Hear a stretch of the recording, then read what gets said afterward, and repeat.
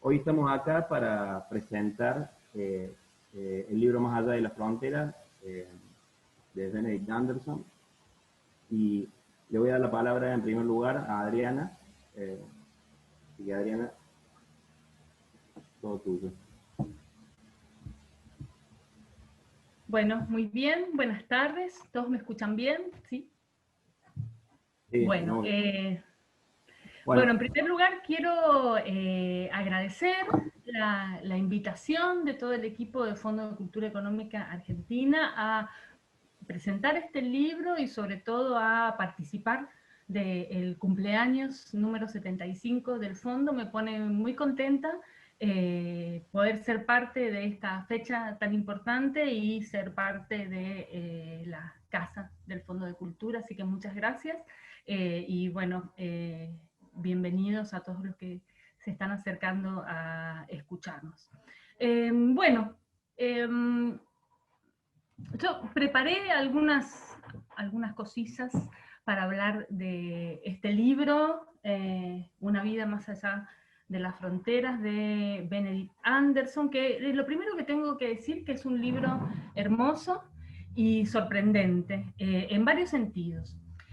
Sorprendente porque, al menos en mi caso, y a diferencia de las lecturas de otras memorias o biografías, como por ejemplo, no sé, la de Eric Hobsbawm, para poner una figura que puede ser más o menos equivalente en mi mundo mental, apenas conocía la vida de Benedict Anderson.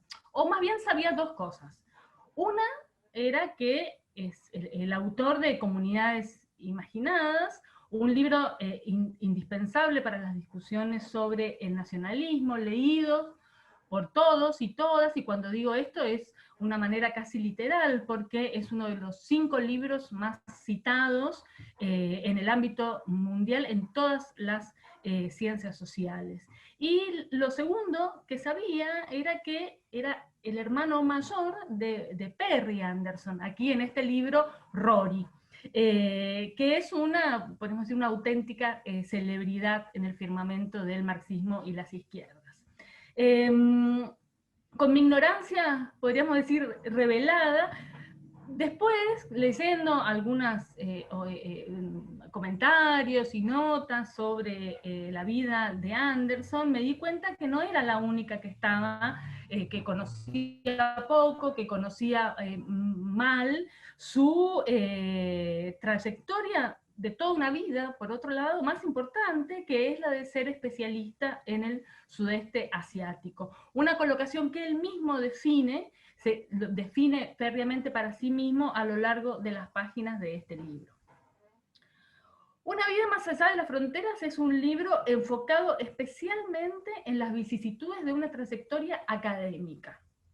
Y esto es así porque fue originalmente pensado para un público de jóvenes lectores japoneses, para quienes una editora, la que ahora podríamos decir genial señora Endo, pensó que podía ser de interés, porque los estudiantes japoneses apenas conocían los contextos sociales, políticos y culturales en los que se desarrolla una carrera en las universidades occidentales.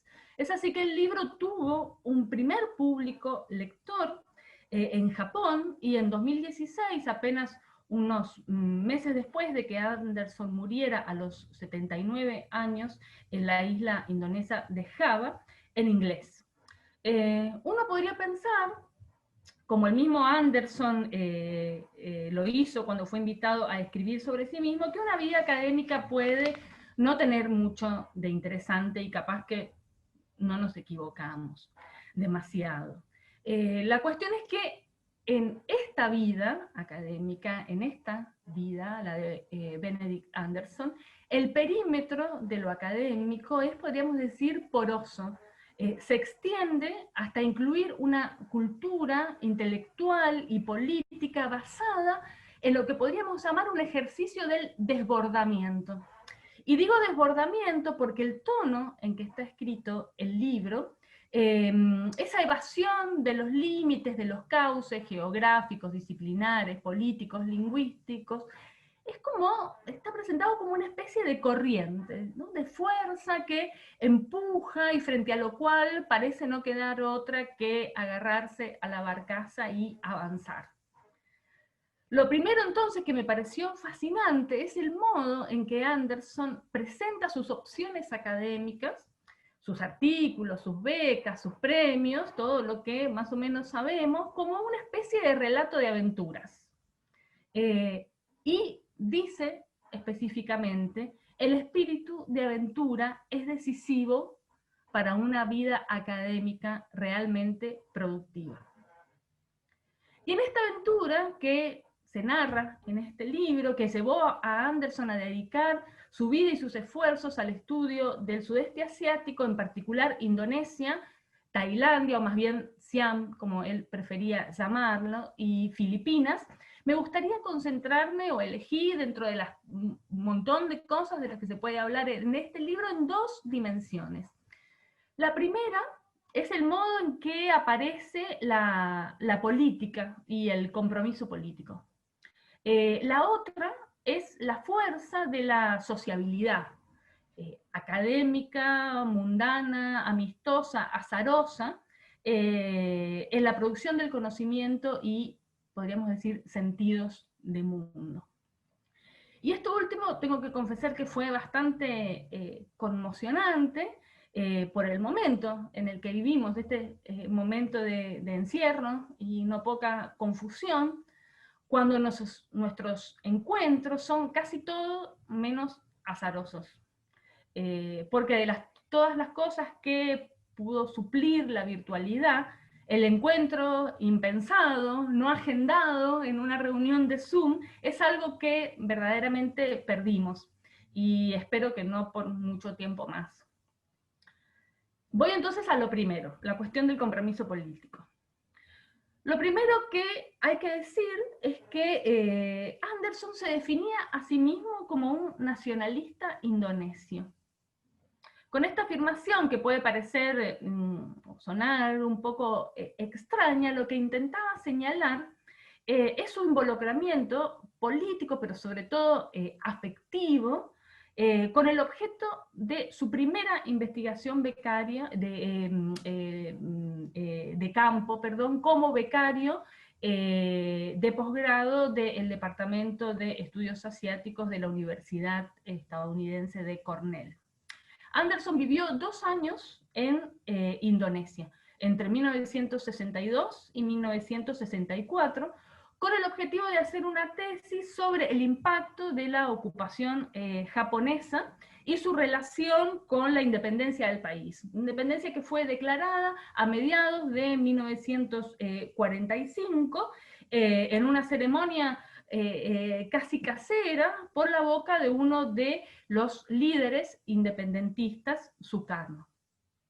Bajo la conducción de Sukarno, Indonesia atravesó los siguientes 20 años de un modo bastante tumultuoso, desactivando intentos golpistas y con un país atravesado por enfrentamientos intestinos y una constante amenaza y explosión de guerra civil que derivaron en un régimen acosado no solo por estas cuestiones internas, sino, y tal vez principalmente, acosado por los Estados Unidos, que en el contexto de la Guerra Fría fomentó el intervencionismo militar y alentó el fantasma del comunismo en toda la región, cosa que se aceleró muchísimo cuando intervino masivamente en la Guerra de Vietnam.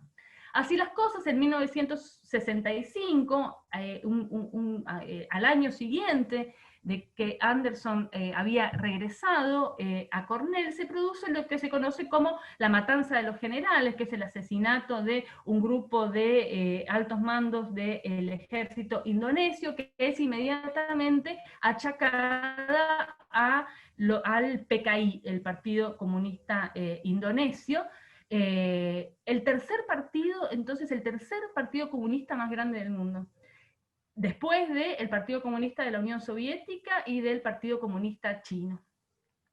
La cuestión es que los hechos que ocurren esta noche del 30 de septiembre derivaron en una de las matanzas más grandes y todavía totalmente impune de la historia del siglo XX, que no es poco porque es un siglo al que no le faltan matanzas.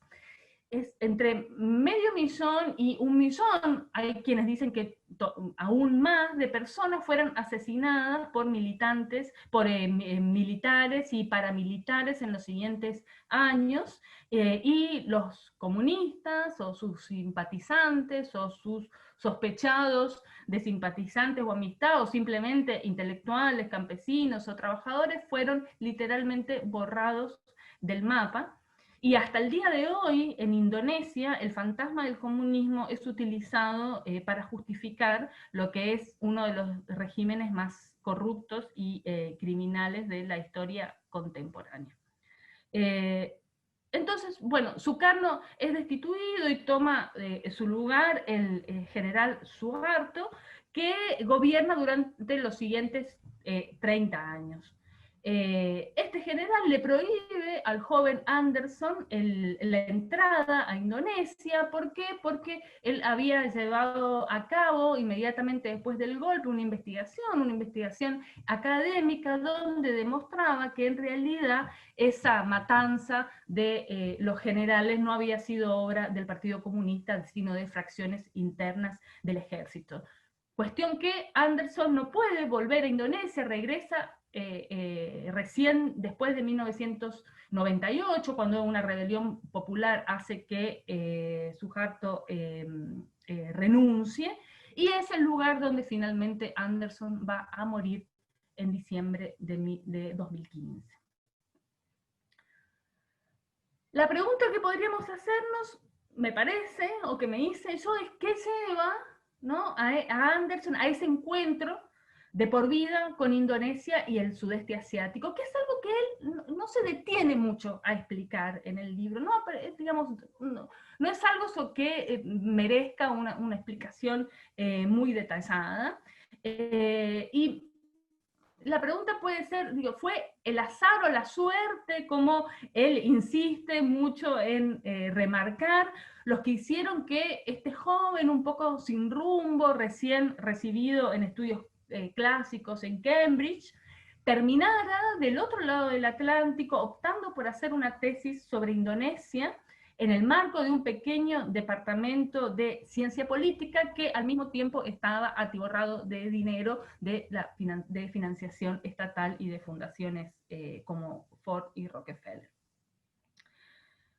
Es probable que sea, como dice Anderson, el azar o la suerte, pero bueno, sabemos que en la vida académica, si bien existe el azar y la suerte, a veces son cuestiones un poco más estructurales las que explican ciertas carreras exitosas. En todo caso, a mí lo que me importa, en lo que me importa detenerme, es que me parece que lo que podemos ver a lo largo del libro es una coyuntura excepcional, que es la coyuntura de los años 50, que hizo confluir a un joven forjado en la atmósfera del multiculturalismo imperial británico con la crisis de ese mundo, el desmembramiento acelerado del imperio y la reducción de Inglaterra a una potencia de segundo orden, dependiente y eclipsada por los Estados Unidos. En el libro, y sobre esto voy a volver un poquito más adelante, no hay grandes, por el tono que utiliza, no hay grandes, digamos, escenas primitivas que suele haber, ¿no?, en las memorias, esas escenas que desencadenan opciones o grandes virajes. Y cuando las hay aparecen con un énfasis relativo, ¿no?, apoyado en la idea de que decía antes de esta vida que fluye un poco arrastrada por la corriente de la fortuna. Sin embargo, hay una escena que a mí me llamó mucho la atención, que es la escena de una golpiza. Hay otras escenas de golpizas sobre las que no me voy a detener, donde los hermanos Anderson no solían salir bien parados de los puños, pero esta escena de golpiza transcurre en el campus de la Universidad de Cambridge en 1956, cuando Benedict cursaba el último año de su carrera. Lo que pasó fue que se topó mientras caminaba con un grupo de estudiantes de piel morena, dice él, la mayoría indios y ceilandeses, que protestaban por la invasión a Egipto por parte de la coalición que en ese momento formaron Inglaterra, Francia e Israel para impedir la nacionalización del canal de Suez, que era, en ese momento promovía el líder egipcio y líder nacionalista Nasser. El mismo Nasser que unos meses antes había estado junto a Sukarno al frente de la célebre conferencia de Bandung, donde en alguna medida nació lo que hoy llamamos el Tercer Mundo. La cuestión es que un grupo de atletas ingleses le dio una feroz golpiza a los muchos más esmirriados manifestantes al grito de God Save the Queen. Benedict interviene y no logra demasiado, más bien solamente que le rompan los anteojos y lo tiren al barro, pero allí dice, en esa escena, a los 20 años, por primera vez advierte el racismo y el imperialismo ingleses y lo invade una furia que lo acompañó casi todo el resto de su vida. Y yo quería acá leer una cita al respecto. Dice: cuando muchos años después me ocupé del nacionalismo en comunidades imaginadas, un libro destinado al público inglés, volqué en él, bajo la forma del sarcasmo, la ironía y la indirecta, parte de la furia que todavía sentía. Esta fue sin duda una de las razones que más adelante suscitaron mi atracción por el marxismo y el nacionalismo anticolonial no europeo. El otro acontecimiento fundamental que ocurre ese año de 1956 fue la invasión soviética a Hungría, lo que significó la ruptura de una parte considerable de la inteligencia occidental con el bloque soviético. Sobre esto también hay unas líneas, en realidad bajo la forma de una anécdota muy graciosa, también de los hermanos Anderson, sobre la que no me voy a detener porque me parece que no tenemos tiempo, pero realmente es graciosa y muy curiosa, pero digo, más allá de esta anécdota, lo que me parecía importante traer aquí era que el hecho húngaro va a ser un elemento fundamental en todo el mundo y particularmente en Inglaterra para el nacimiento de esas formaciones político-intelectuales que conocemos con el nombre de Nueva Izquierda. De hecho, la revista más importante de esos grupos se llamaba la New Left Review, donde tuvo una actuación muy destacada Perry Anderson, y donde, en cuyo círculo nos cuenta Benedict en este libro, frecuentó las lecturas marxistas, pero también ciertas figuras como el marxista nacionalista escocés Tom Nair, que serán luego el suelo de posibilidad de su libro Comunidades Imaginadas. Entonces,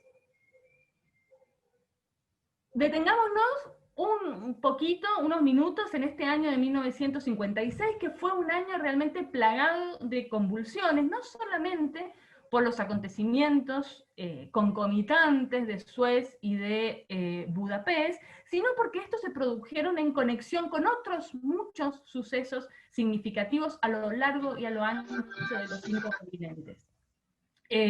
Basta recordar la sucesión de países que en ese año se independizaron o iniciaron sus procesos de independencia: Sudán, Túnez, Marruecos, Ghana, las revueltas raciales en los Estados Unidos, las luchas contra la segregación racial en Sudáfrica, o incluso el desembarco de El Granma en las costas mexicanas en noviembre de 1956.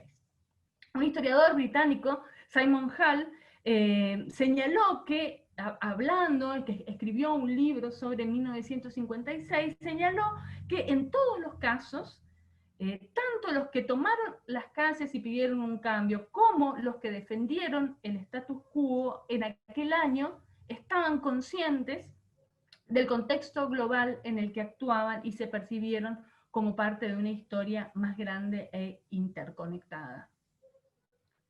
Este momento global engarzó, además, sobre una inflexión plagada de consecuencias para el marxismo y para la izquierda, que es la siguiente: el nacionalismo, que hasta la víspera había sido patrimonio de las derechas o de las clases acaudaladas, se convirtió después de la Segunda Guerra Mundial en una causa popular de las masas explotadas e indigentes que en todo el mundo se rebelaban contra el colonialismo y el imperialismo occidentales.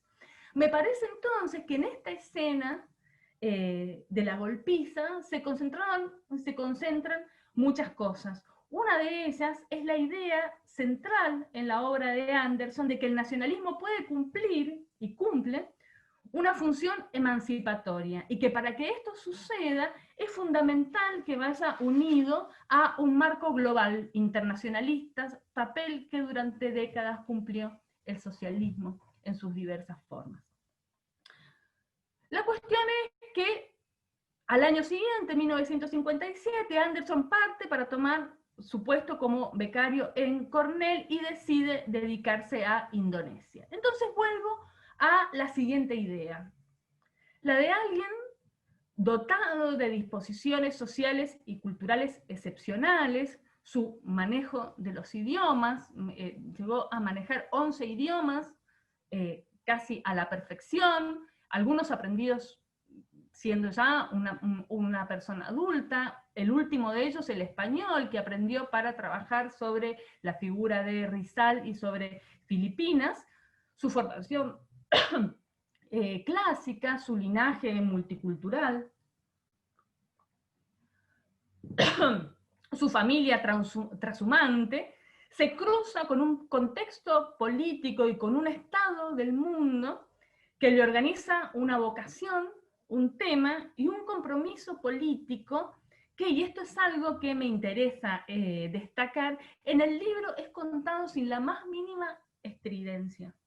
Es decir, sin la más mínima vocación pontificadora que suelen poblar los discursos sobre la relación entre los intelectuales y la política, ¿no? La politicidad del saber, parece decir Anderson, es intrínseca al trabajo de investigación, a la postura que se adopta frente a los temas, a las formas en que se asumen las prácticas académicas, el oficio, la colocación frente al otro, y no un pronunciamiento externo o desdoblado.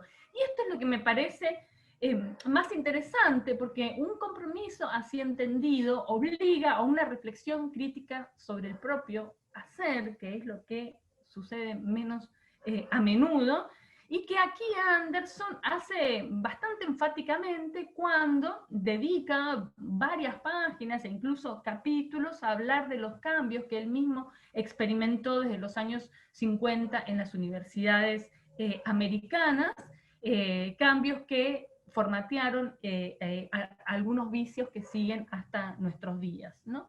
El ultraprofesionalismo, la manía monográfica, la falta de interés por otras áreas del saber que no sean las propias, los lenguajes estereotipados o insulsos, y en definitiva la mundialización de una cultura intelectual que tiende o alienta más al conservadurismo que a la innovación. La segunda cosa, y con esto ya termino, porque creo, Flavio, que estoy bien con el tiempo. Bueno, Sí, la otra cosa, ¿sí? no, te iba a decir que y media te iba a decir cosas redondeando. Pero está muy bien. Ya voy redondeando. Eso estoy por hacer en este mismo momento. Digo, la otra cuestión que me parece de lo que habla este libro es del saber como comunidad y de los efectos benéficos, podríamos decir, de la conversación, de la curiosidad por el otro, de la sociabilidad abierta y de la amistad.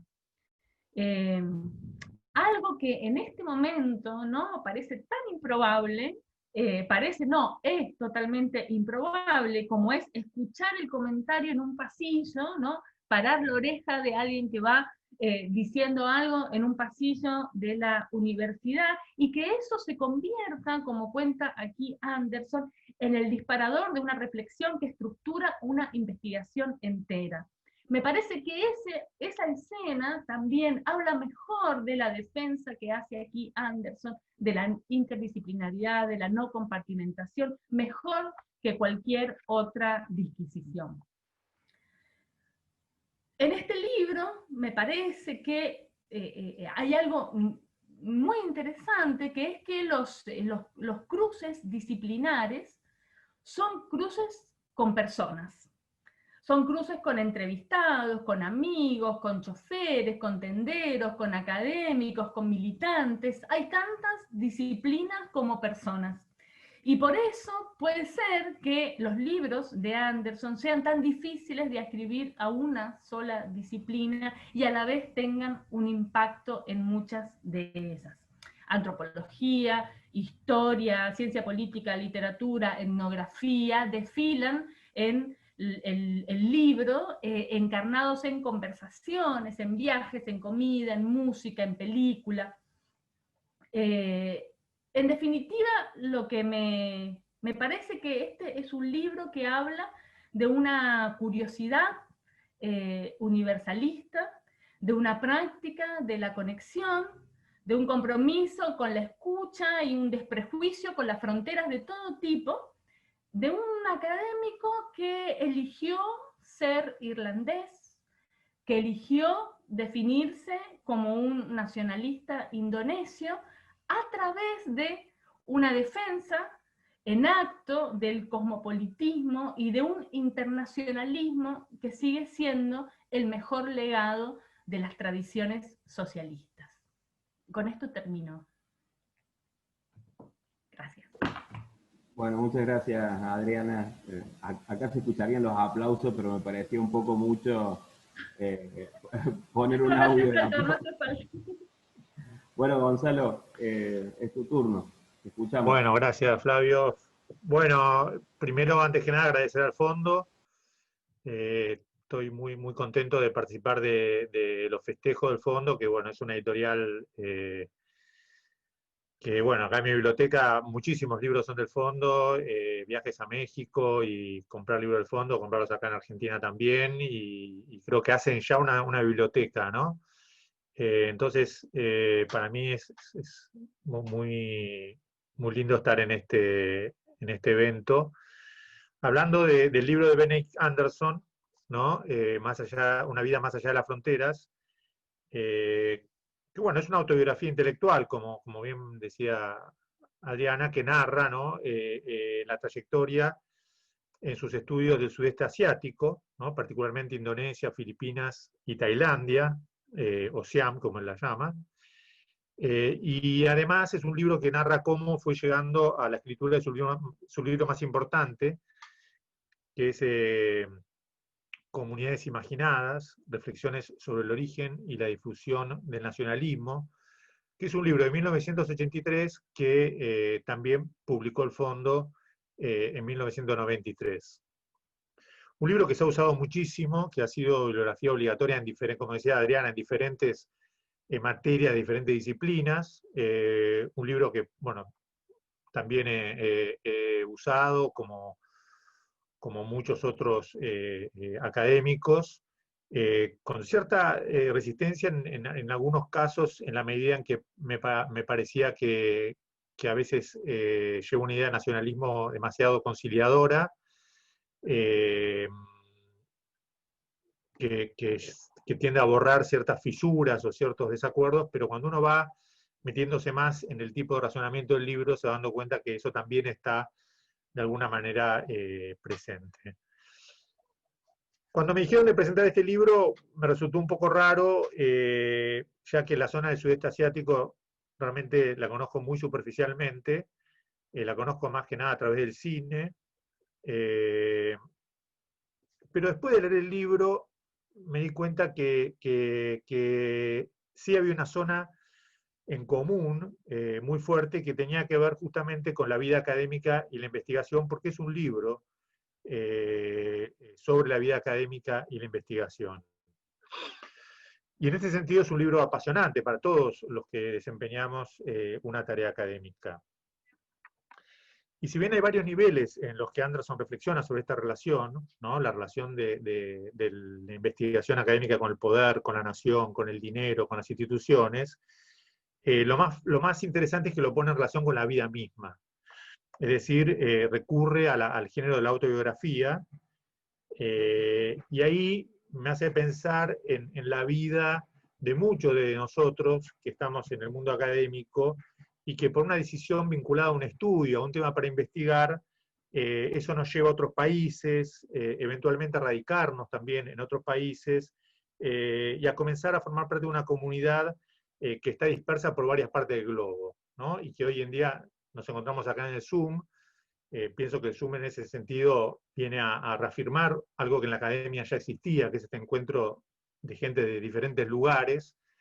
Veo ahí, por ejemplo, a Rosario Hubert, una amiga que vive en Estados Unidos y que es una persona que más sabe de la relación de América Latina con China.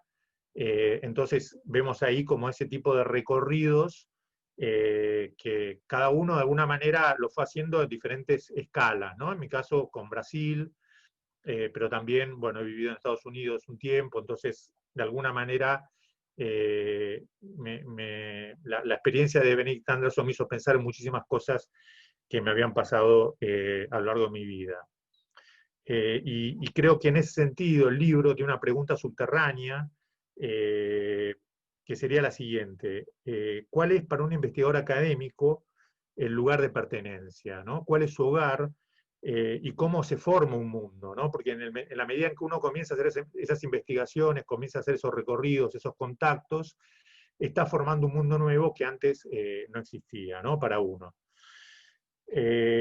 Y además de esa suerte de leer un poco la vida de muchos a partir de la vida de Benedict Anderson, también el título me llamó mucho la atención, Una vida más allá de las fronteras, ya que de alguna manera, y salvando las distancias obviamente, yo publiqué un libro en Fondo de Cultura que se llama Más allá del pueblo, donde aparece este término más allá, que de alguna manera indica que nuestro arsenal conceptual está fallando, ¿no?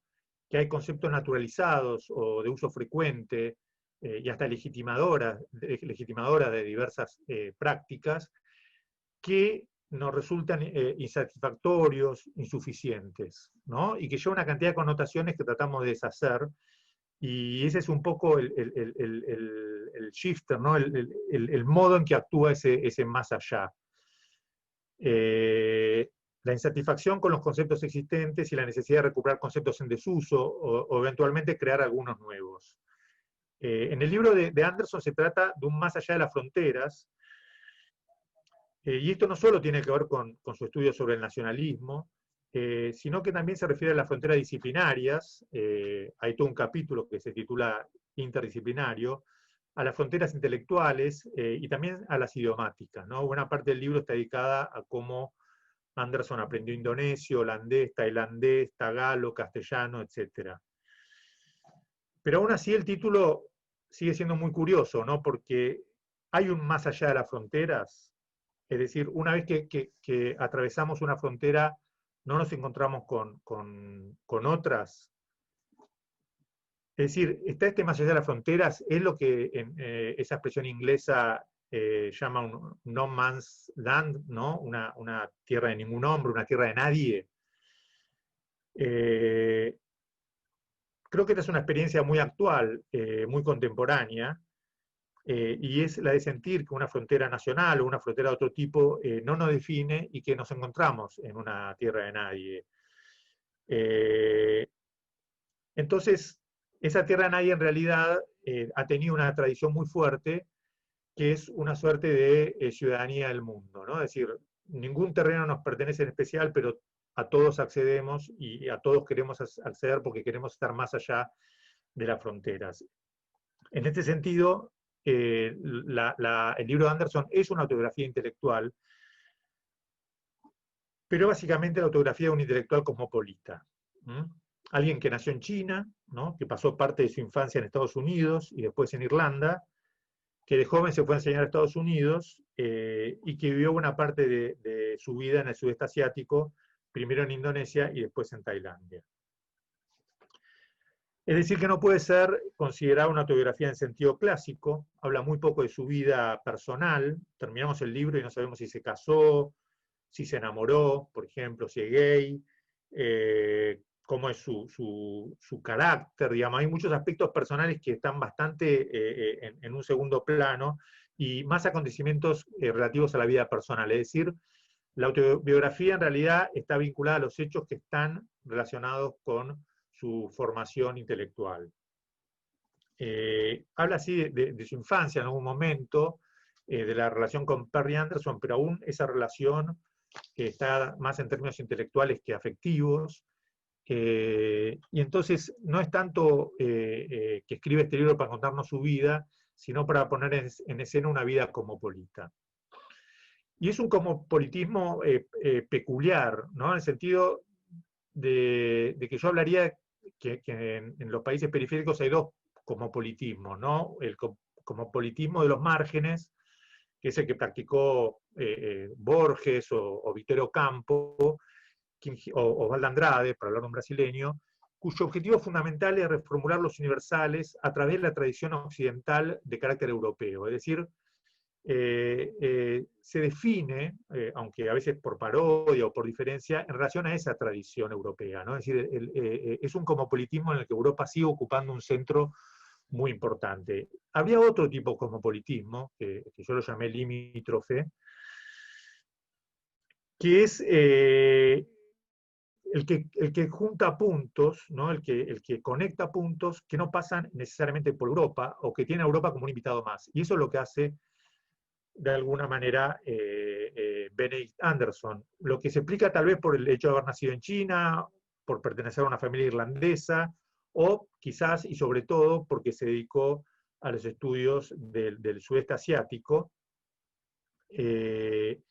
Y eso explica de alguna manera el recorrido tan curioso que tiene Comunidades Imaginadas, donde si bien la referencia a Inglaterra es clave, por un lado hay que decir que Anderson estudió en el mejor, o unos colegios de elite, de más elite de Inglaterra, que es el Eton, y después en la Universidad de Cambridge, y escribe Comunidades Imaginadas para polemizar con sus compatriotas ingleses, o de Gran Bretaña, ¿no? O ni siquiera, porque él en el 67 creo, toma la nacionalidad irlandesa.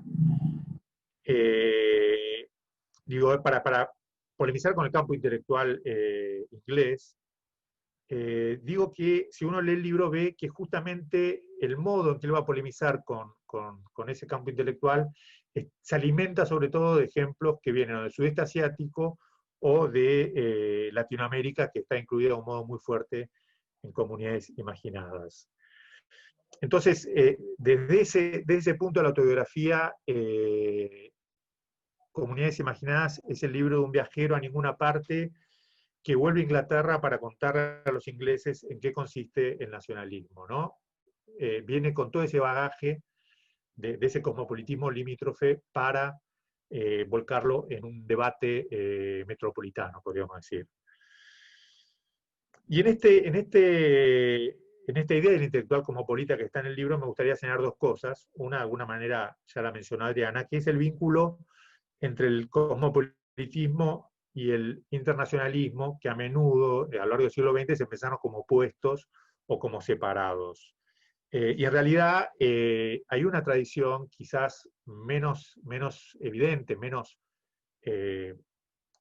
visible, que justamente es una tradición internacionalista de izquierda que tuvo un fuerte vínculo con el cosmopolitismo, sobre todo en los años 20 y después de la Revolución Rusa del 17. En ese momento, yo estuve leyendo revistas y periódicos para un ensayo sobre Diego Rivera en los años 20. Es notable la presencia de un mundo totalmente diferente al que se pensaba antes, ¿no? Es decir, uno ve el Congreso de Bruselas de 1927, un congreso antiimperialista muy fuerte, y ve que hay delegados latinoamericanos, asiáticos, africanos, es decir, de todos lados, y los eventos, además, por los cables telegráficos, se internacionalizaban rápidamente, ¿no?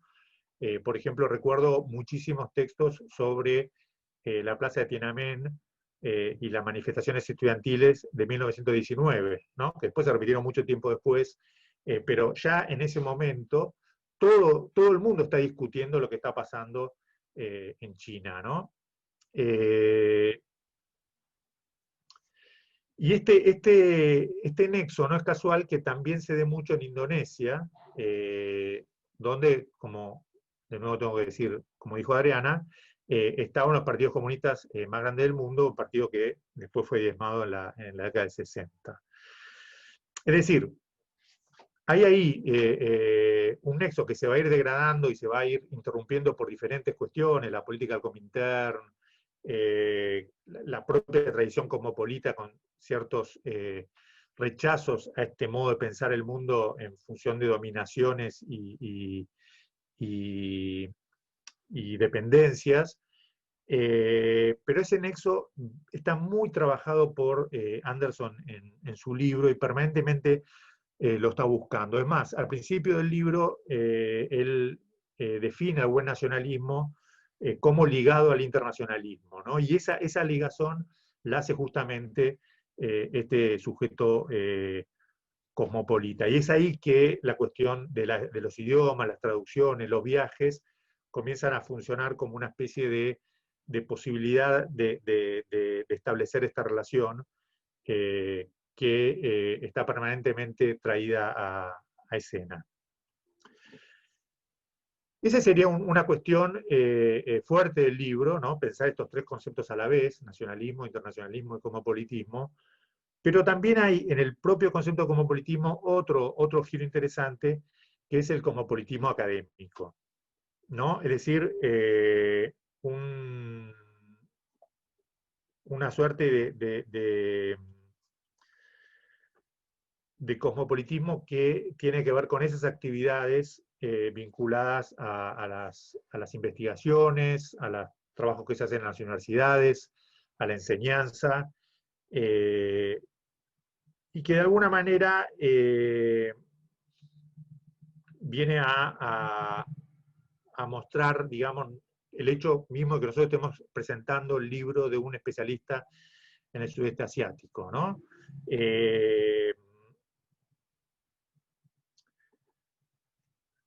Y ahí es que, como decía anteriormente, hay una identificación con este cosmopolitismo, con este recorrido que hace y con el modo en que él va narrando una serie de etapas que uno podría ver como equivalentes también en lo que sucede en otros lugares y en otras universidades, ¿no? Él habla de la formación de estudios del área, después habla del trabajo de campo, de la estadía en el país extranjero, y sobre todo hacia el final del proceso que llama de profesionalización, ¿no? Y uno va viendo que esas etapas no son propias de la Universidad Norteamericana o de lo que pasa en otros lugares, sino que también se va dando acá. Y ahí uno va viendo que existe, ¿no? Como una suerte de zona común, de campo, para usar un término de Bourdieu, que justamente atraviesa las fronteras y va relacionando diferentes puntos, obviamente con diferentes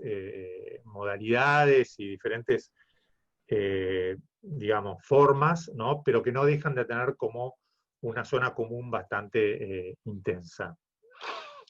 Ahí va señalando cosas que me parecen muy interesantes en relación a la dimensión que tiene esta tarea académica de investigación, y los efectos que puede tener justamente a nivel global. De hecho, bueno, él entra a Cornell con una suerte de nacionalismo anticolonial no europeo, ¿no? Una especie de autodefinición que hace en un momento, y cuenta, por ejemplo, cómo es ahí en Cornell donde empieza a forjarse la idea del sudeste asiático, ¿no? Se populariza un término que hoy para nosotros está totalmente naturalizado.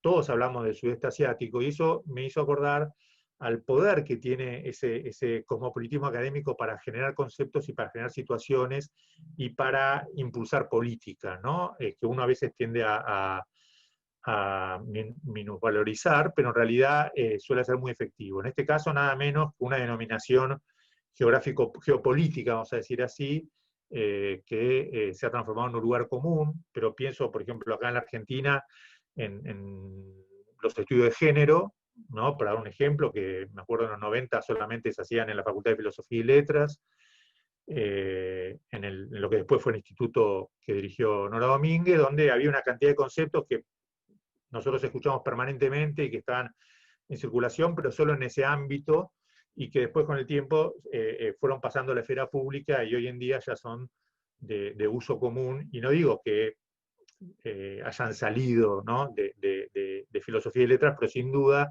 sin ese aporte que hicieron los estudios académicos que hicieron la facultad, todo ese fenómeno hubiese sido muy, muy diferente.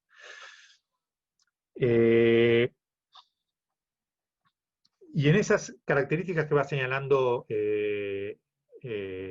Benedict Anderson, otra que me gustó mucho en esa suerte de descripción que hace del trabajo académico, es cuando habla del programa del sudeste asiático. Dice que una de sus misiones era ilustrar al Estado, ¿no? Me llamó muchísimo la atención, primero, cierta rémora casi iluminista que hay ahí, ¿no? Jugando, y por otro lado esta pretensión tan fuerte en relación al Estado norteamericano, que como sabemos, y ahí está mucho del antiamericanismo de Anderson, que por momentos es muy fuerte, cuando hubo que optar por la situación de Indonesia, apoyó la dictadura de Suharto, ¿no? Entonces, eso hace de alguna manera que esta idea de ilustrar el Estado entra en una suerte de tensión muy interesante y marca también cómo esa academia puede ir forjando una agenda independiente, una agenda crítica, y justamente ahí él hace un informe sobre la situación en Indonesia, que es la que no le permite volver por muchos años a Indonesia, y además genera una suerte de conflicto muy fuerte con con el Estado, con el gobierno norteamericano, ¿no?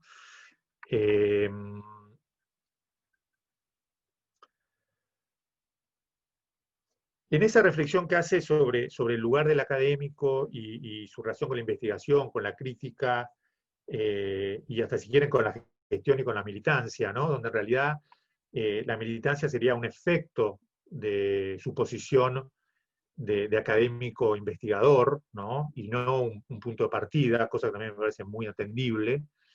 Llega el momento del profesionalismo, donde empieza a mostrar muchísimas resistencias con el curso que fue tomando la actividad académica, ¿no? Adriana ya mencionó algunos casos, como los lenguajes estereotipados, la especialización, cierto efecto conservador, y no estaría vinculado, como puede sugerir el término, a la cuestión meramente económica, sino se trata más bien de cómo los intereses de una investigación están regidos por caminos ya previamente estipulados y por una suerte de cálculo de ganancia que podría llegar a tener determinadas decisiones, ¿no? Entonces, lo que sugiere Anderson ahí es que el aventurero, ¿no? El investigador aventurero, que él es en un principio, se está transformando en una suerte de burócrata, ¿no? Me pareció interesante porque en nuestro trabajo de investigadores y de académicos hay poca reflexión pública, por lo menos en el caso de Argentina, que es el que conozco, digamos, y el que viví en los últimos años, sobre esta suerte de cómo se fue transformando, cómo se fue dando esa profesionalización, ¿no? Y cuáles son las respuestas que han dado los investigadores para mantener esos núcleos de los cuales habla Anderson, ¿no? Y me parece que en ese sentido es un libro muy interesante para discutir sobre los criterios que hoy están rigiendo en este profesionalismo, que en definitiva lo que están haciendo es que los académicos estén cada vez menos conectados con la esfera pública, ¿no? Con la esfera de ciertos debates. Pero por supuesto es un proceso que tiene muchas idas y vueltas y no quiero ser muy definitivo en cuanto a la valoración de lo que está pasando ahí, ¿no? Pero me parece que el libro es una excelente herramienta para pensar estas cuestiones, ¿no? Y otro aspecto del trabajo académico que me gustó mucho en el libro es el modo en que él piensa el trabajo de campo y piensa ese primer momento de la investigación de la tesis, ¿no? De lo que fue la estadía en Indonesia, el choque cultural, y hasta llega a hablar de una especie de paraíso social, ¿no? Sabemos que la situación en Indonesia no era nada que ver con el paraíso, ¿no? Él llega en la época de Sukarno, había una lucha muy fuerte antiimperialista, pero la situación era bastante dramática. Pero él habla de esta suerte de paraíso social y me hizo pensar mucho en el peso que tienen esas primeras investigaciones y el modo en que uno va construyendo una sensibilidad y un encuentro con el otro, con el extranjero, a medida que uno va avanzando en esas investigaciones. Es, en definitiva, el proceso, ¿no?, de adaptación a ese lugar extranjero. Y él lo dice con estas palabras que quiero leerle del libro, porque me parecen muy interesantes para cómo abre la reflexión que el libro trae a escena, ¿no? Dice, poco a poco, escribe Benedict Anderson, llegamos a saber lo suficiente para advertir más cosas, y aún así seguimos siendo forasteros, ¿no? Se refiere a su situación en Indonesia. Pero si nos quedamos el tiempo suficiente, las cosas vuelven a darse por sentadas, como las dábamos en casa, y tendemos a ser mucho menos curiosos y observadores que antes. Comenzamos a decirnos, por ejemplo, conozco Indonesia del derecho y del revés.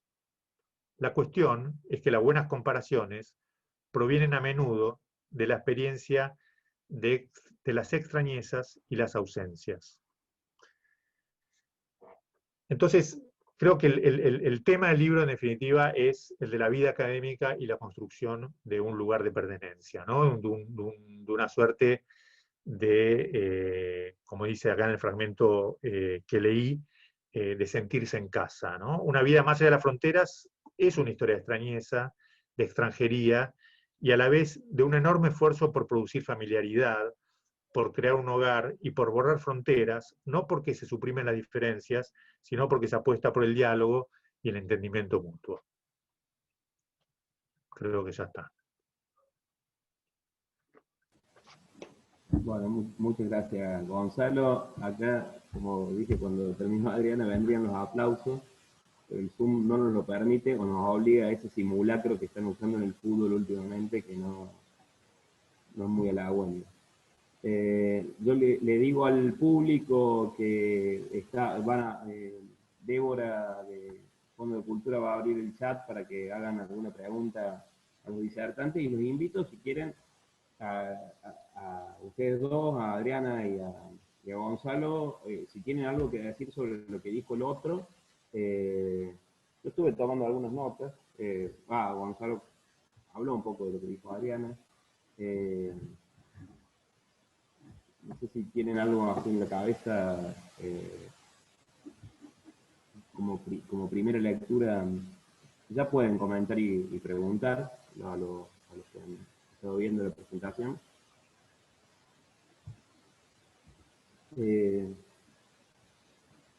Los invito a que digan lo que quieran sobre la ponencia del otro, o si no, yo también tengo alguna en realidad son impresiones. Me quedé un poco impresionado cuando Adriana hablaba describía lo que el mismo Anderson plantea como una especie de inercia de la academia en relación a formatos, de escritura. Me preguntaba en qué medida se puede romper una inercia tan grande, ¿no? Yo la he padecido como alumno en tránsito, digamos. eh, él la rompió con unos poderes excepcionales, pero parece como una cosa difícil de romper, ¿no? La inercia de la academia. Eh, Su retórica, su compartimento, ¿no? La especificidad. Lo otro con lo que me quedé fue con respecto a lo que decía Gonzalo, fue que él hablaba de que eran unas memorias en donde estaba como medio ausente la vida personal de Anderson. Y me sorprendí mucho cuando vi sus videos en YouTube, porque esperaba una persona completamente distinta. Su voz real y su persona física era muy distinto al personaje que me había inventado leyendo Una vida más allá de las fronteras. Y eso que decís vos, ¿no? Que queda como un misterio con respecto a qué fue de su vida sentimental, qué fue de su... Nada, es muy misterioso el libro en este sentido, ¿no? Hablamos un poco con Adriana de ese tema y él habla de, por ejemplo, de adopciones, ¿no? Adopta De dos chicos y sí, adoptados chicos, después tiene una cantidad de personajes de los que apenas habla mucho, ¿no? Es decir, como que los pone ahí, pero no llega a desempeñar mucho. Me sorprendió mucho que en un momento, hablando de un profesor muy importante, señala que es gay, ¿no? Y es una cantidad de apreciaciones muy personales que nunca hace en relación a sí mismo, ¿no? Eso me llamó mucho la atención, es decir, eh, hay claramente una intención de dejar en segundo plano esa cuestión personal, pero por una serie de indicios uno puede darse cuenta de que esa vida académica tiene un montón de consecuencias en su vida privada, en su vida íntima, ¿no? Es decir, esto me parece que sería como una especie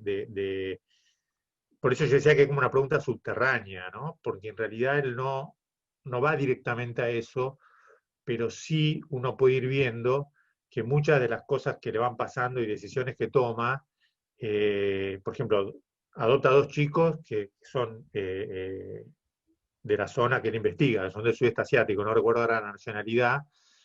son indonesios. Eh, ¿Cómo? Creo que son indonesios los chicos.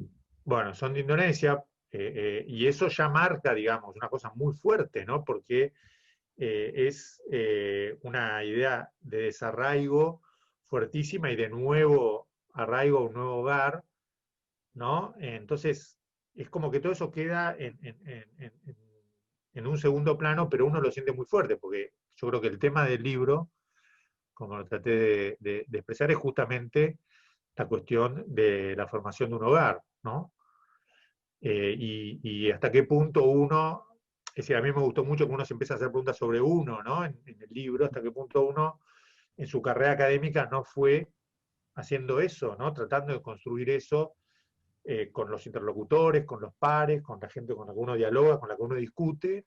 En definitiva, está formando una comunidad y la característica de esa comunidad justamente es que es una comunidad que no está en un lugar específico, sino que está en diferentes lugares, que es muy diferente a lo que pasa con otras profesiones, ¿no? O con otras prácticas, ¿no?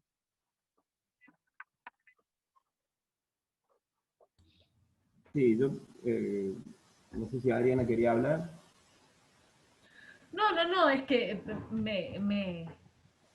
me reía y porque verdaderamente hay esa curiosidad de lo no dicho a lo largo del libro, que por otra parte es, a mí me parece, solo decía en relación al modo en que él trabaja o presenta sus opciones y sus compromisos políticos, que no son para nada menores, digo, su informe del 65 le costó la expulsión del país en el que trabajaba, pero es como una especie de tono ¿no? Muy medido en relación a sus opciones, incluso sus opciones públicas, y donde efectivamente la vida privada aparece, digo, aparece mucho la sociabilidad, aparece la idea de comunidad, aparece la idea de la conexión como posibilidad de pensar o de abrir horizontes, pero digo, es simplemente eso, una conexión, pero que no va no ahonda mucho más en una esfera de la intimidad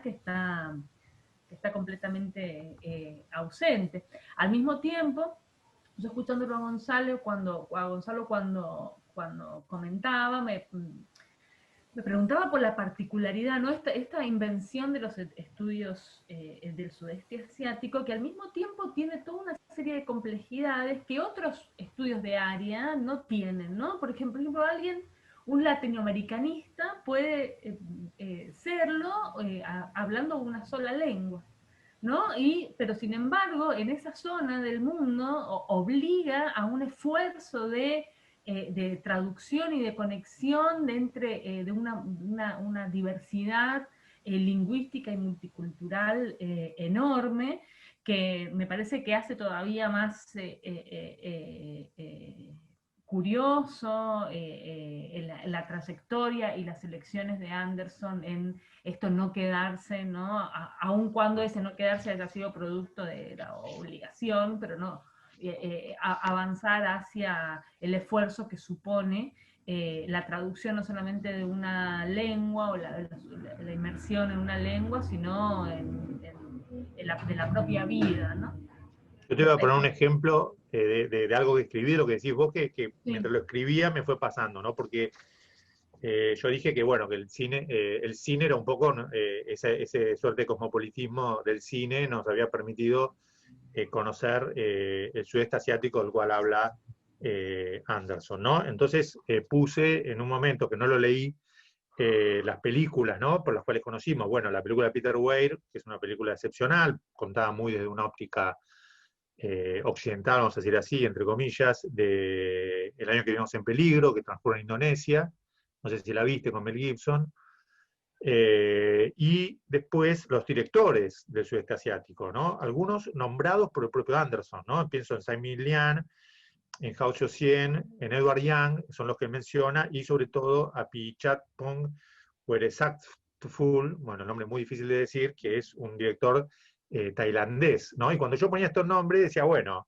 este sudeste asiático, cada país tiene una tradición colonial totalmente diferente, ¿no? Algunos fueron colonizados por España, por Holanda, por Inglaterra, bueno, en fin, y cada país además ya tiene una complejidad increíble, y yo estaba metiendo en el mismo párrafo, igual Anderson también lo hace, a Edward Yang y Hao Xiaoxian, que son de Taiwán, o sea, que ni siquiera son de la zona propia del sudeste asiático, puse a Tsai Ming-liang, ¿no? Que es malayo, y a Pichatpong, que sí es tailandés. Entonces dije, uy, yo estoy hablando de esto como si fuera todo parte de lo mismo, de cines muy diferentes, de directores muy diferentes, de países muy diferentes. Es como si un tailandés hablara de un argentino y un peruano, pero me di cuenta que no era lo mismo, ¿no? Porque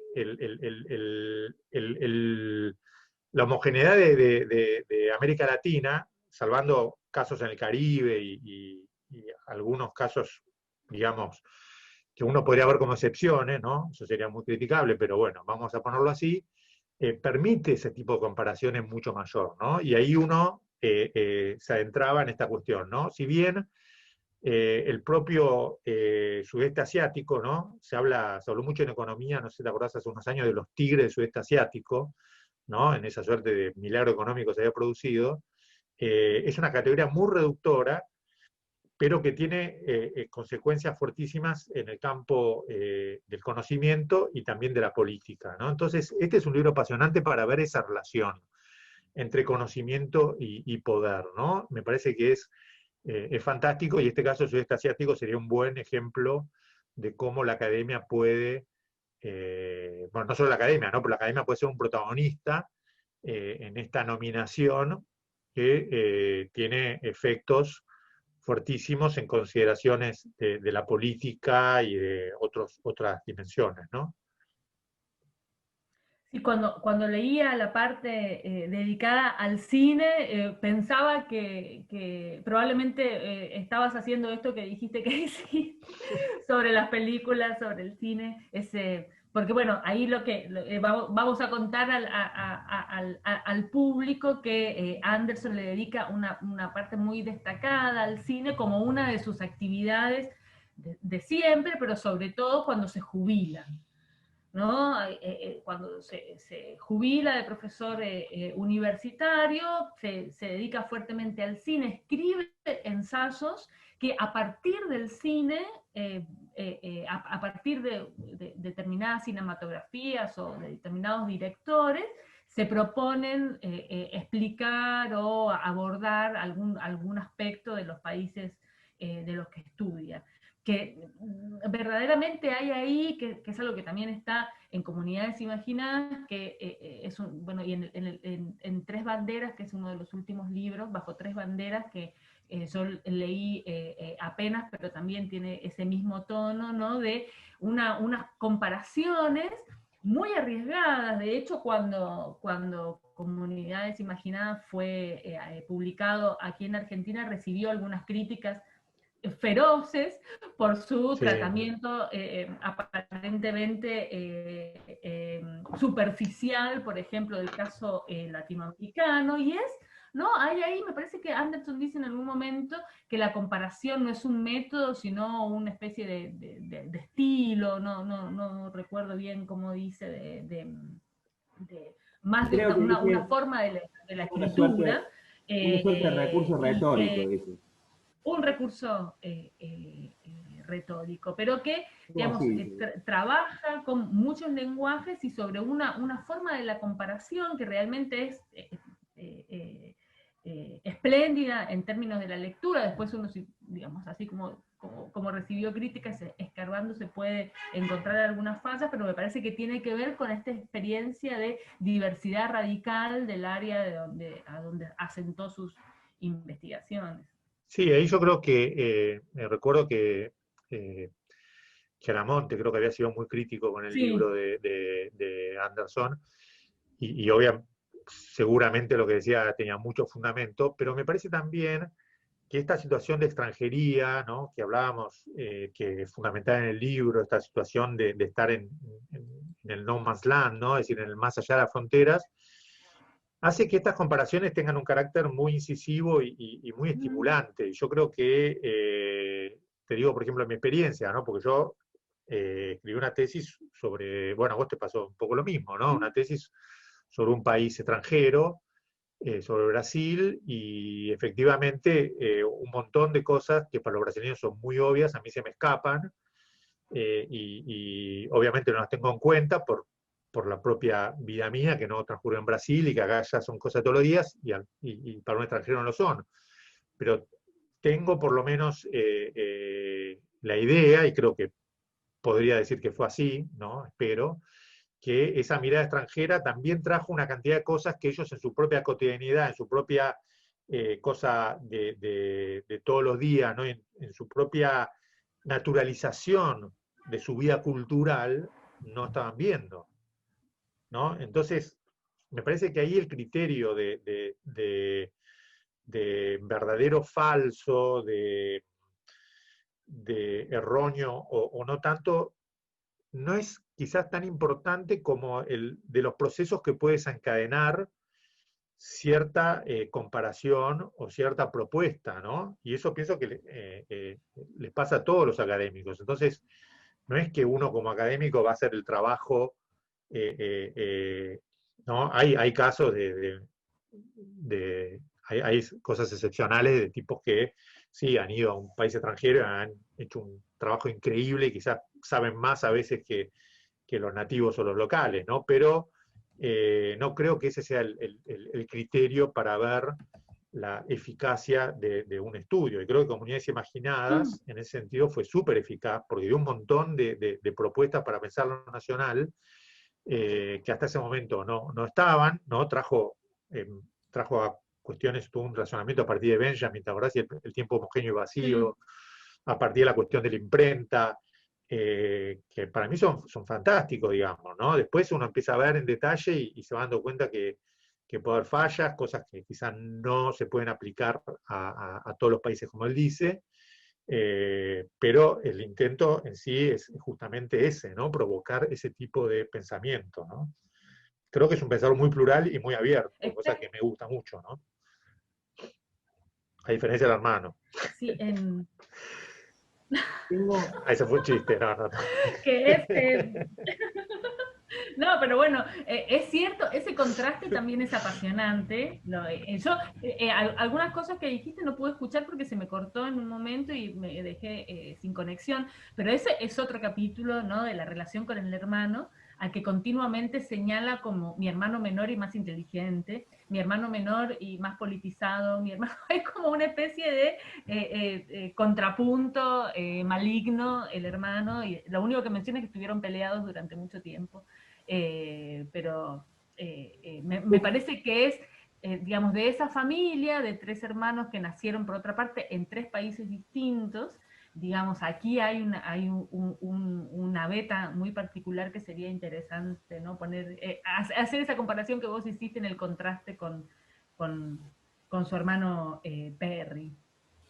Adriana, Claro, Sí, perdón, justo que estaba Gonzalo hablando de la cuestión de la sí, imprenta, etcétera, y vos hablando de la conectividad, apareció una sí. pregunta que conectaba los dos temas en el chat, que dice si es posible hacer alguna reflexión sobre la incidencia de la conectividad actual en la percepción de los nacionalismos. El que hace la pregunta piensa en el rol que Anderson le otorga a la imprenta, ¿no? Eso es la pregunta, se la traslado. exacto. Me parece buenísima la pregunta, ¿no?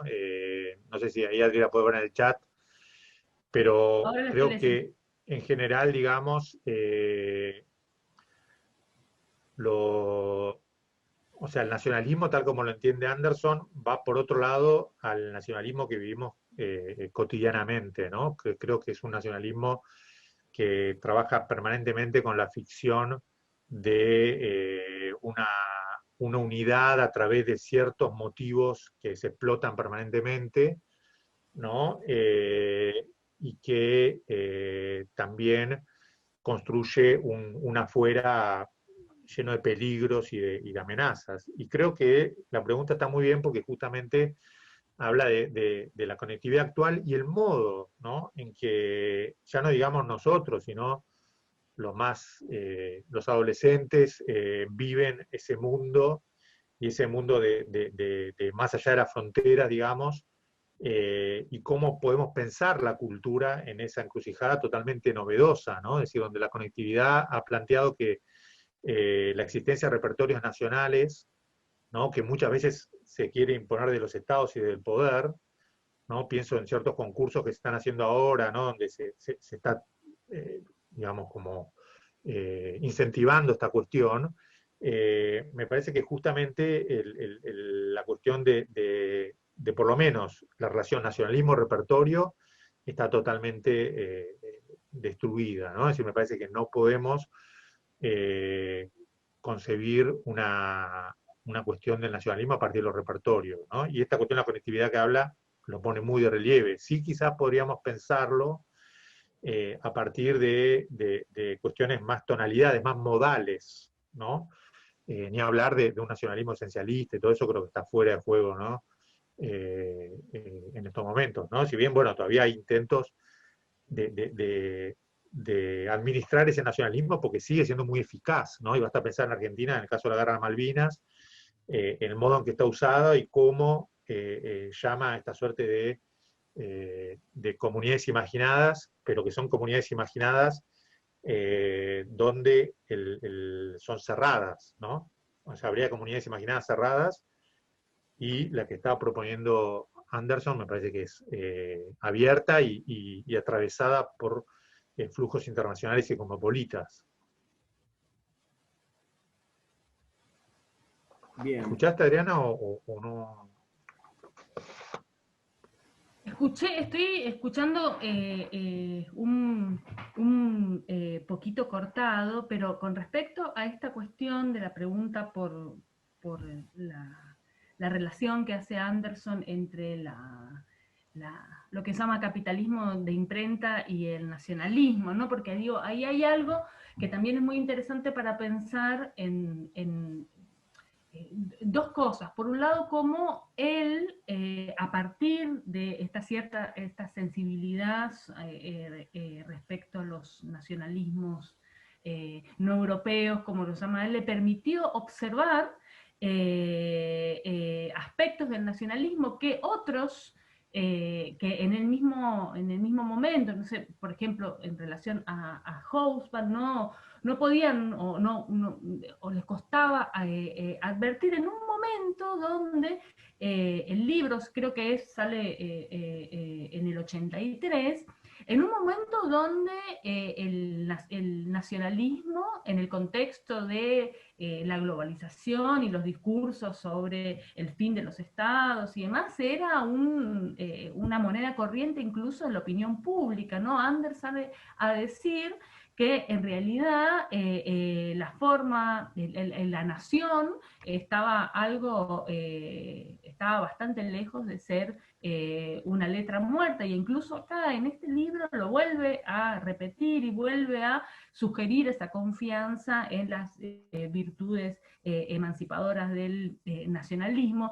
Y ahí hay una cuestión muy importante, me parece, en Comunidades Imaginadas, que lo charlé un poco porque pensando en cómo encarar esta charla, hice una breve encuesta con algunos colegas sobre cómo se habían leído Comunidades Imaginadas aquí en la Argentina. Muy informal y muy pequeña, y me encontré con una beta. Yo no sé, acá creo que estaba por aquí Lila Caimari, a quien le consulté, y también le consulté a Gustavo Sorá, que muy amablemente y muy entusiastamente me contestaron respecto a la enorme poder de la sugerente que había sido Comunidades Imaginadas para pensar un área de trabajo y de estudios que ha tomado bastante difusión en las últimas décadas, como son los estudios sobre el libro y la edición. Por ejemplo, Gustavo Sorá me contó que él estaba precisamente, Gonzalo, hablando de desplazamientos y movilidades, estudiando antropología en Brasil, Claro. cuando en el año 93-94 fue a dar un seminario Federico Niebuhr, que acababa de terminar su tesis sobre la invención del peronismo, y ahí leyó por primera vez en su versión inglesa Comunidades Imaginadas, y le abrió realmente un mundo para pensar cómo lo que Anderson llama el capitalismo de imprenta, que es de alguna manera, él lo presenta así como una especie de respuesta marxista a el problema de las bases o la infraestructura cultural del nacionalismo. Le abrió un camino de exploración que después lo convirtió en un especialista acerca de las cuestiones del libro y de la edición. Y respecto a, sí, ahora me parece que estoy de acuerdo con Gonzalo, me parece que ahí hay una cuestión, me recordaba cuando te escuchaba el conflicto reciente con esta red social de adolescentes que se llama TikTok en Estados Unidos, que es una red china que se intentó prohibir, no sé si al final se prohibió o no se prohibió, pero digo, me parece que ahí hay una superposición que es bastante difícil de medir en términos de intervención de los estados, y al mismo tiempo me parece que hay una cuestión que ahora yo no sé si ya es tan optimista, podemos ser tan optimistas como lo fuimos en algún momento respecto a las posibilidades que la hiperconectividad da para los movimientos sociales contestatarios, por decirlo de algún modo, ¿no? Esta idea de una especie de comunidad global de activistas, que eso fue en algún momento muy potente. No sé ahora cuánto lo puede hacer. Me parece que también es un mundo en que al menos yo ya me siento un poco antigua para hablar con que no sea de una manera muy impresionista como usuaria más o menos Claro. frecuente, un par de redes. Adri, en Lila, Caimari, pienso en la cuestión del telégrafo, ¿no? Que le da mucha Claro, importancia a exactamente. Benedict Anderson, y Lila después hizo muchos estudios sobre el tema. No quiero decir que sea de ahí, pero digo, evidentemente hay una cantidad de temas que después van a estar muy fuertes. Ahí las preguntas Sí. que hacen, una de Víctor que tiene que ver con el cine. No hay que olvidarse que él no puede volver a Indonesia y que mucha de su actividad está fuera del sudeste asiático, después vuelve a Tailandia, ¿no? Entonces, hay como una suerte de militancia de él, de actividades, sobre todo en Estados Unidos, y una de esas tiene que ver con el cine. Y el caso del director de Tailandia, Apichatpong Weerasethakul, es tan difícil de decir el nombre que en internet dice que lo llaman Joe, ¿no? Para hacerlo más sencillo. Le hizo la tapa de Comunidades Imaginadas en la versión que salió en Tailandia, ¿no? Entonces, Apichatpong o Joe, bueno, es un artista increíble que no solo hace cine, sino hace muchas cosas, ¿no? Y ahí también aparece, me parece, la cuestión de esta suerte de relación entre colonialismo y saber académico.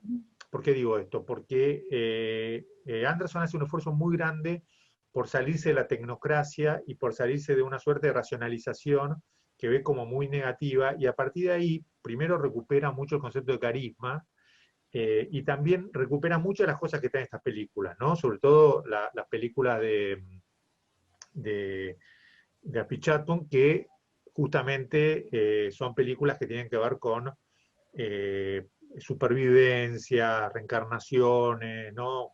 Cuestiones vinculadas a la magia, en fin, creo que ahí él es muy atento, digamos, a esas manifestaciones y también a las manifestaciones culturales y literarias con las cuales de alguna manera se va acercando a esos países. Él se acerca con la traducción, y es muy interesante una parte que traduce un libro que tiene como diversas lenguas, y lo que él trata de sostener de ese libro, el rescate que hace, ¿no? Y después, si se quiere, pregunta sobre la juventud y en Indonesia, no sé si vos recordás algo en especial. En realidad, el punto de partida del libro, y al cual él se mantiene bastante fiel, es lo que a él le pasa, digamos, ¿no? Es decir, lo que él va contando esos lugares, y una percepción, digamos, personal de todos esos recorridos. Y sí recuerdo que da mucha importancia a un movimiento de juventudes holandesas cuando él va a Holanda a ver archivos, ¿no? Otra cuestión que me impactó mucho es la construcción del archivo en Estados Unidos. Viste que él dice que cuando comienza a trabajar en Cornell, no había grandes archivos sobre el sudeste asiático en Estados Unidos, ¿no? Y van contando un poco cómo se van construyendo a partir a veces de bibliotecas particulares, de compras que se va haciendo. Ahí hay un detalle muy sudamericano, porque él va con una beca a Indonesia, quizás tiene para un año, pero la inflación que hay le permite mantenerse mucho más tiempo, ¿no? Con ese dinero, ¿no? Pero digo, esos procesos son muy apasionantes, porque también hace pensar en los procesos propios, ¿no? Cómo se fueron construyendo los archivos, las bibliotecas, esos lugares de saber y el lugar instrumental que tuvieron después, o como herramienta en el campo del conocimiento y de la política, ¿no? Y el grupo que mencionás, Gonzalo, era un grupo que se llamaba Provo, Eso, sí. de los holandeses, que también me resultó muy curioso que le dedicara, porque digo, fue uno de los primeros grupos que podríamos llamar contraculturales, que hacían acciones políticas performáticas en Holanda. De hecho, ahí él menciona, creo que menciona un par con una agenda ecologista, ¿no? Y digo, ahí él se siente atraído por ese grupo que es bastante efímero, y vuelve digo, un grupo que uno más o menos rápidamente puede relacionar con el anarquismo de los 60 o neoanarquismo mezclado con Marcuse y demás, y que al anarquismo vuelve sobre el final, ¿no? Cuando escribe este libro Bajo tres banderas, ¿no? Y ahí hay también algo interesante de alguien que aparece esa punta de un interés que creo que en algún momento lo dice, que se había sentido atraído por el anarquismo, y escribe un libro sobre uno de los grupos políticos que precisamente más animadversión tienen por la idea de lo nacional. Me pareció muy curioso esa relación. Después, más allá de esa mención, no le da demasiada importancia. Me parece que yo no recuerdo que haya tenido algún peso la cuestión de la juventud en el libro. Sí le da, bueno, quizás sí le da una importancia bastante grande a sus estudiantes.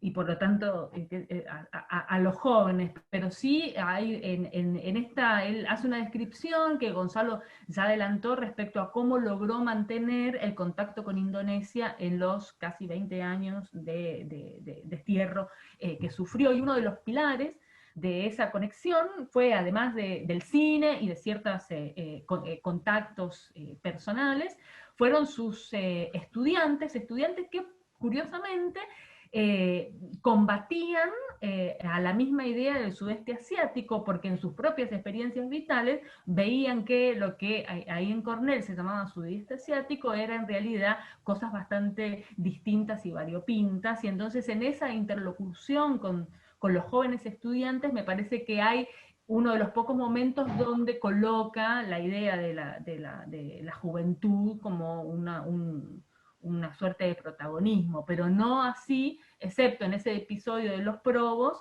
en los procesos de liberación nacional y en los procesos independentistas en el sudeste asiático.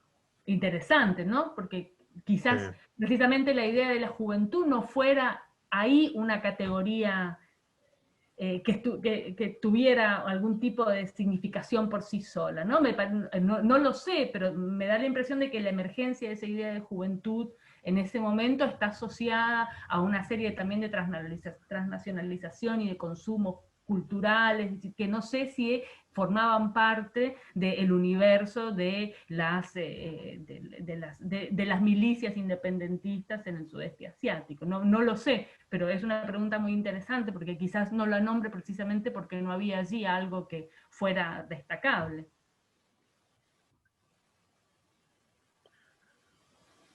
Bueno, ¿me escuchan? Sí. Hay alguna pregunta más. Yo se las traslado.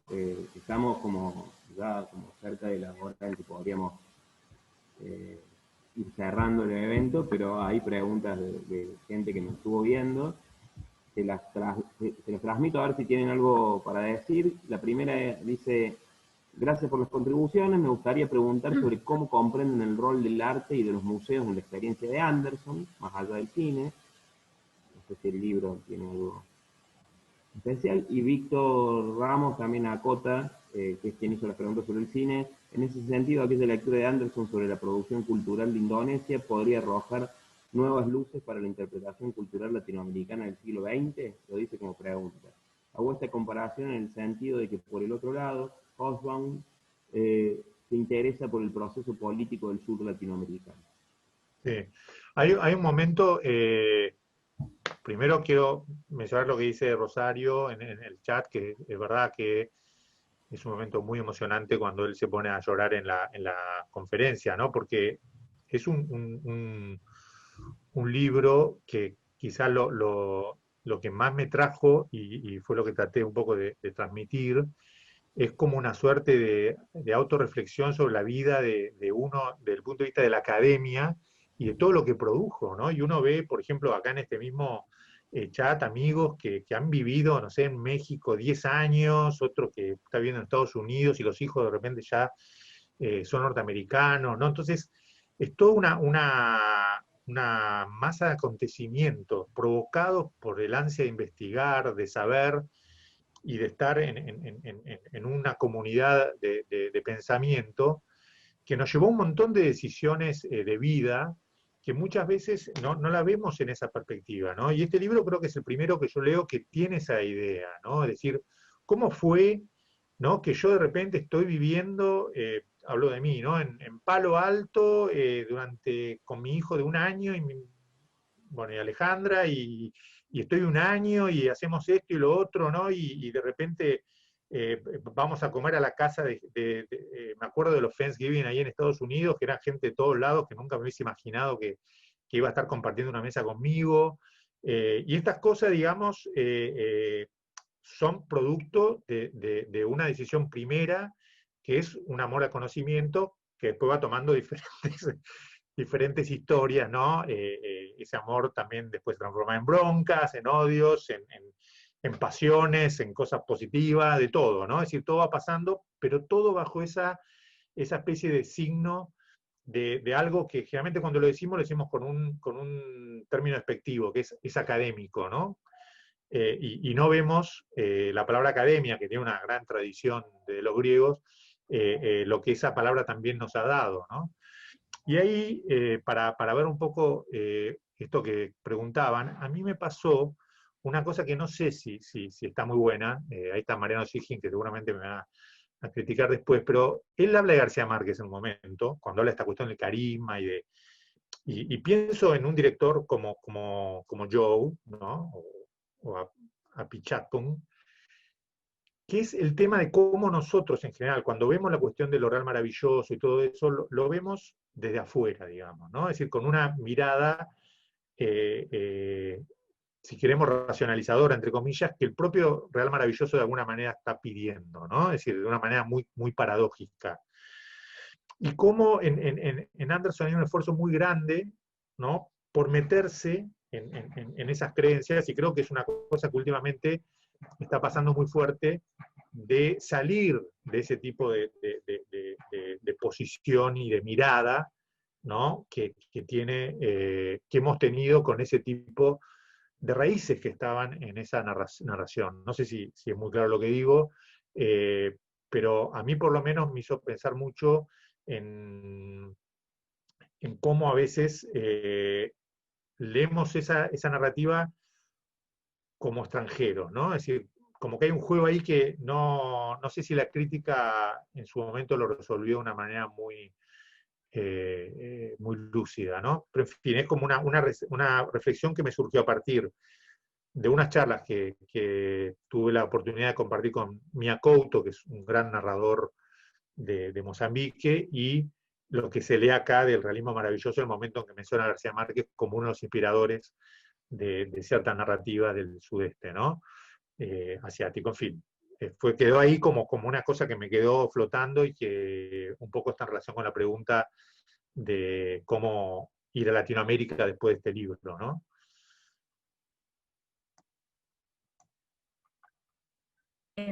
Lo que menciona Víctor, también en relación con Hobsbawm, me parece que también ahí hay algo muy datado, que es el interés de las élites de la izquierda intelectual europea por procesos revolucionarios, una vez que ya parecía evidente que Europa no iba para ese lado, ¿no? A mí hay algo en esa búsqueda de, basta ver lo que pasó con el interés que tuvo la Revolución Cubana, Sartre y Simón de Beauvoir sacándose fotos con Che Guevara, hay ese peregrinaje en un sentido inverso, ¿no? Ese peregrinaje hasta ese momento, hasta la década del 50, había en buena parte de nuestros países un eje muy europeo, o sea, los intelectuales se miraban de alguna manera en los procesos europeos o, en el caso del mundo comunista, en Rusia, pero una de los grandes virajes de la Segunda Guerra Mundial es precisamente el sentido inverso de la mirada, ¿no? Y la ampliación del sentido del mundo que supuso la emergencia primero de China y después de todo el mundo colonial, una ampliación de las geografías que habían quedado, y en eso tiene razón Gonzalo, ocluidas. Porque no es que antes China digo, particularmente China o la India estuvieran fuera del radar del mundo político intelectual latinoamericano. Lo estaban, en los 20 lo estaban. importaban. Pero Sí, India, en los mucho en la 30 y en los conferencia de 40, Bruselas, digo, la fundamental. guerra, el antifascismo, el desacople de el antiimperialismo de las políticas, por ejemplo, comunistas, hicieron que eso quedara de alguna manera como una especie de gran paréntesis de más de 20 años y reemergiera de modos diferentes, pero que al mismo tiempo retomaban bastante de aquella tradición en los años 50 muy fuertemente, incluso antes de lo que más conocemos, ¿no? Que son los procesos de los años 60.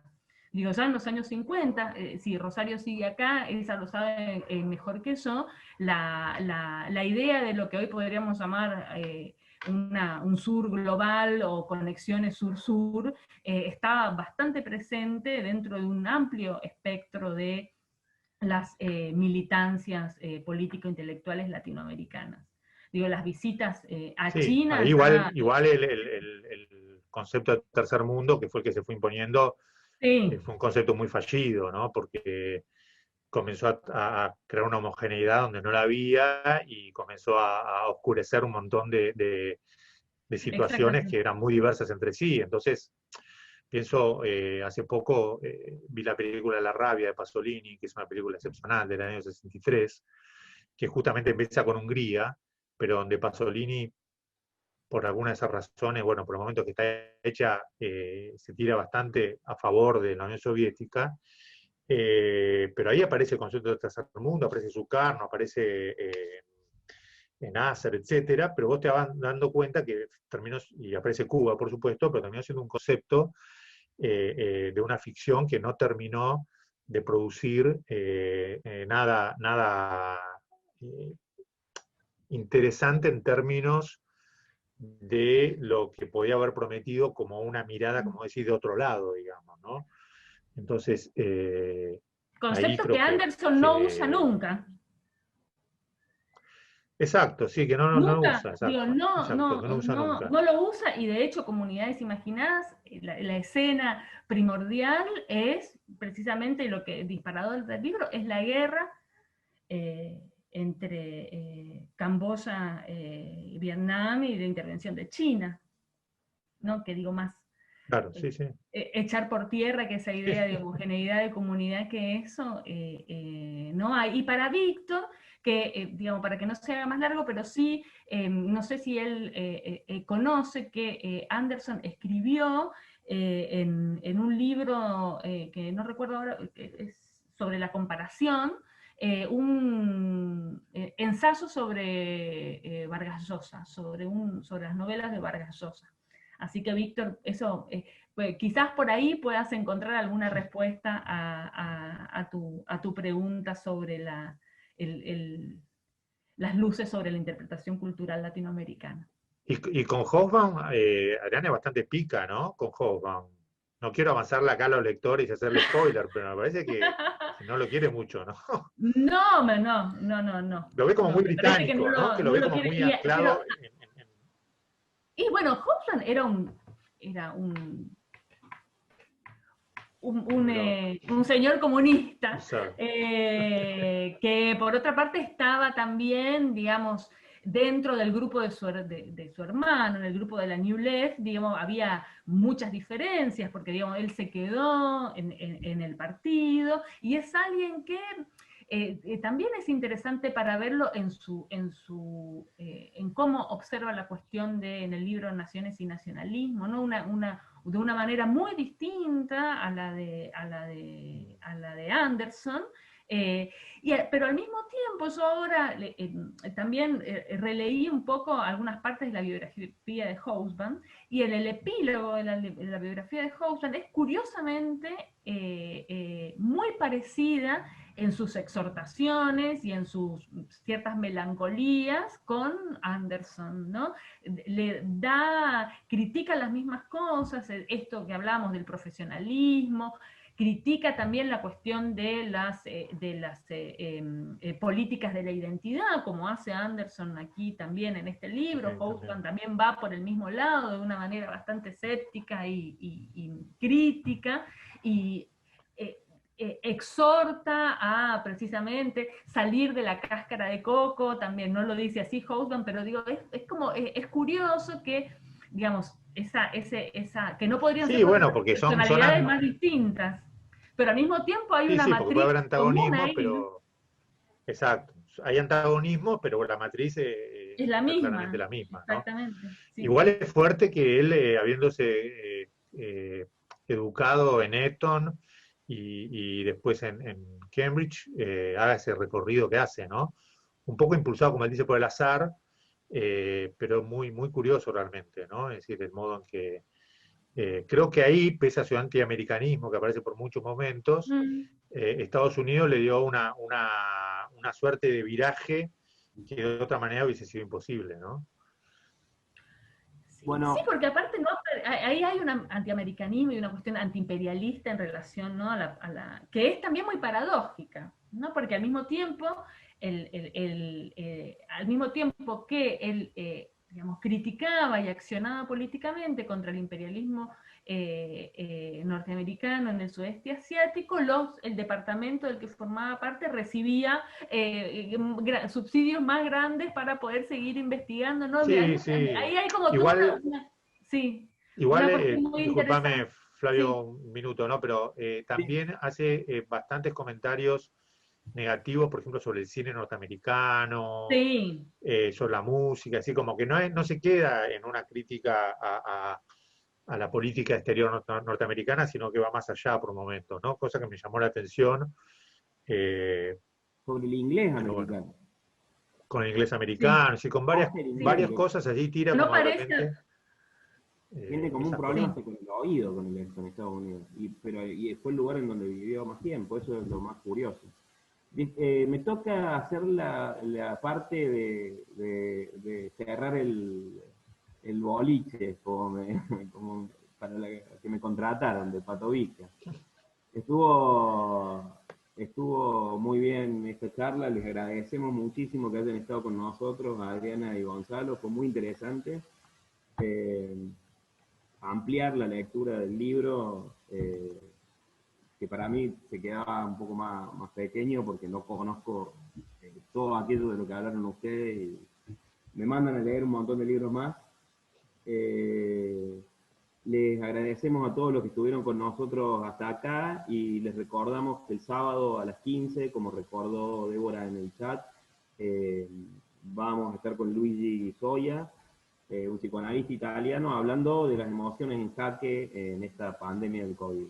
Les agradecemos muchísimo a todos y a ustedes dos en particular, estuvo fantástico. Bueno, bueno, muchas gracias y un placer haber compartido con vos, Flavio, y con Adriana. Muchas Muchas gracias. gracias a la gente del fondo, a Débora, a la organización, y a Mariana Rey, por supuesto, y a Horacio Sabalhaude también, ¿no? Exactamente lo mismo digo. Muchas gracias a todos. Bueno, gracias a todos, buenas noches. Chao, hasta luego. Chau, chau, gracias.